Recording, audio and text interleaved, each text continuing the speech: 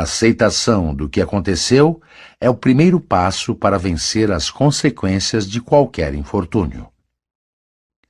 A mesma ideia foi expressa por Lin Yu Tang em seu renomado livro A Importância de Viver. A verdadeira tranquilidade, disse este filósofo chinês, vem da aceitação do pior.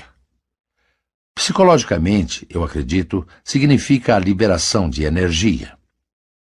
É exatamente isso. Psicologicamente, significa uma nova liberação de energia.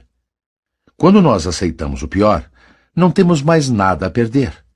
E isso significa automaticamente que temos tudo a ganhar.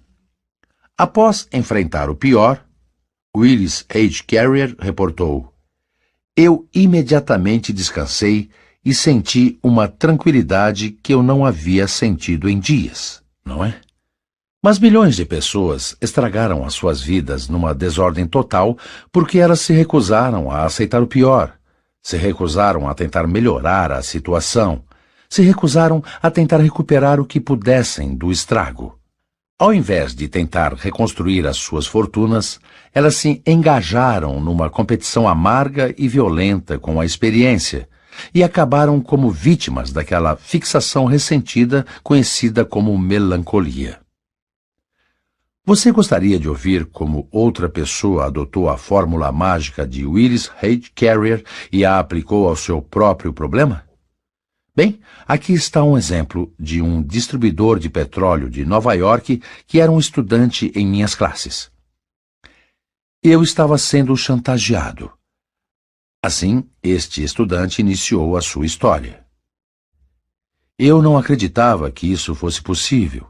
Eu não acreditava que isso fosse possível fora do cinema. Mas, de fato, eu estava sendo chantageado. O que aconteceu foi o seguinte.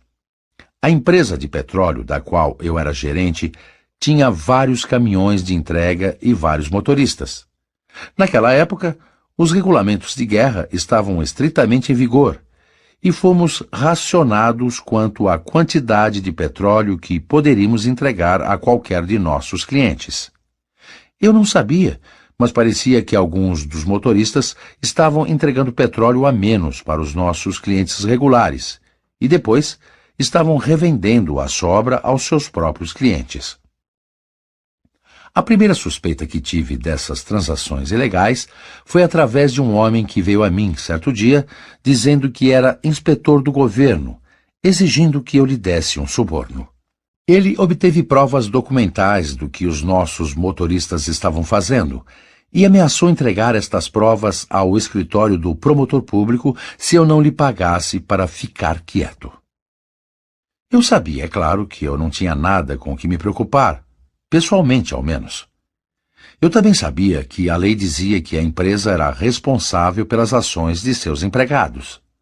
Além disso, eu sabia que se o caso terminasse no tribunal e fosse publicado nos jornais, a má publicidade iria arruinar o meu negócio. E eu tinha orgulho do meu negócio. Havia sido fundado pelo meu pai 24 anos atrás. Fiquei doente de tão preocupado. Eu não comi ou dormi por 3 dias e 3 noites. Ficava andando em círculos.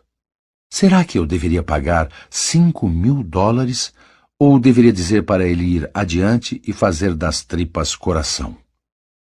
Não importa o que eu fizesse, iria terminar em pesadelo. Então, no domingo à noite, eu peguei um folheto sobre como parar de se preocupar, que eu havia recebido na minha classe de Carnegie sobre como discursar em público. Eu peguei o folheto e comecei a ler a história de Willis H. Carrier. Enfrente o pior, ele dizia.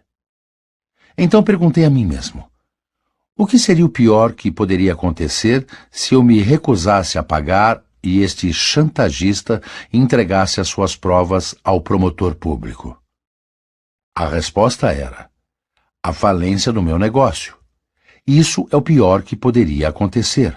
Eu não seria preso. Tudo o que poderia acontecer era que o meu negócio seria arruinado pela publicidade. Então eu disse a mim mesmo: tudo bem, o negócio está arruinado. Eu aceito isso mentalmente. O que vem pela frente? Bem, Com o meu negócio arruinado, provavelmente eu teria que procurar um emprego. Isso não era ruim. Eu sabia muito sobre petróleo. Havia várias empresas que gostariam de me contratar. Comecei a me sentir melhor. A depressão nervosa em que eu fiquei por 3 dias e noites começou a ceder um pouco. As minhas emoções se acalmaram e, para minha surpresa, eu consegui pensar. Agora eu estava com a cabeça fresca o suficiente para ir ao passo 3.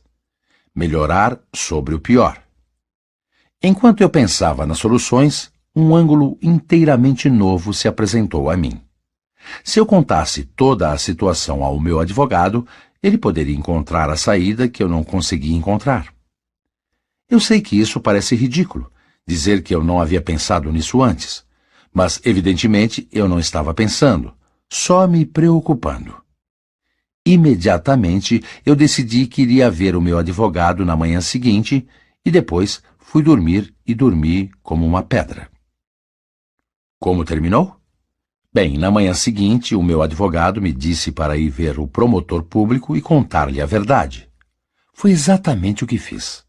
Quando terminei, fiquei surpreso ao ouvir o promotor público dizer que esta onda de chantagem já estava ocorrendo há meses e que o homem que dizia ser inspetor do governo era um criminoso procurado pela polícia. Que alívio ouvir tudo isso depois de me atormentar por 3 dias e noites pensando se deveria ou não entregar $5.000 a este estelionatário profissional.